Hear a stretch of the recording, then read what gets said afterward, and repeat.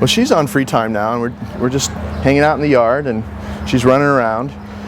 Whenever I call her, practice calling her, because I knew she had to have a rock solid recall, I always practiced when she was looking away from me at least, or running away from me, always on a leash at first, because of course for a while she didn't know what it meant or wasn't sure she had to do it the first time I said it to her. So I only practiced on a leash, and for you, when she comes back home, you should only do it on a leash for a while to make sure that the same thing happens every time. She hears the command and she ends up coming to you, because that will be the pattern.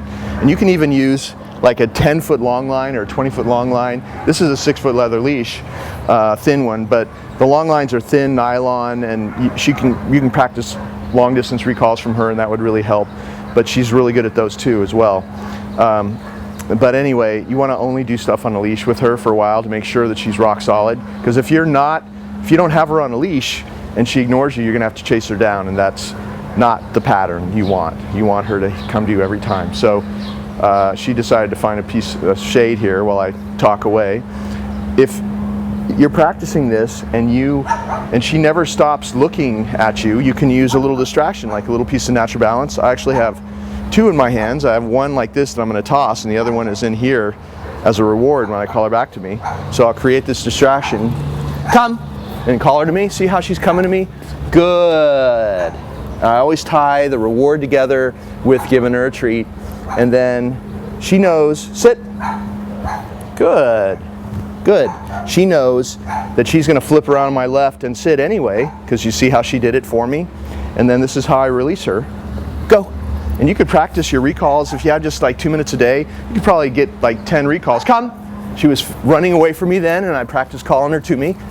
Good. See how I always tie in the word good and the pet at the same time? Because right now, there is let me have her sit. Good. And then go. Release her.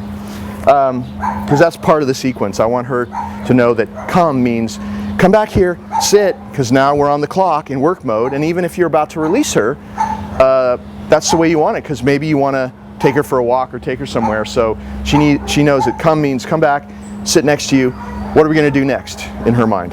So I'm going to let her go over here in the shade. You definitely want to call her to you with a closed fist as a target, because you're going to not be using food soon in the next, you want to start phasing the food out in the next few weeks. Because if the quicker you phase the food out, once she's really good, like she already is, the better the training is going to be in the long run. Because if you stay with food too long, then she'll only do it for the reward. And she's at the point, and with you in a couple of weeks, she's going to be at the point where she loves to do it. It's for the love of the work with you and the pattern. So you want to start to phase the food out, like have a treat, only 2 out of 3 times, and then every other time, and then pretty soon just 2 or 3 times a day. That's how you phase it out.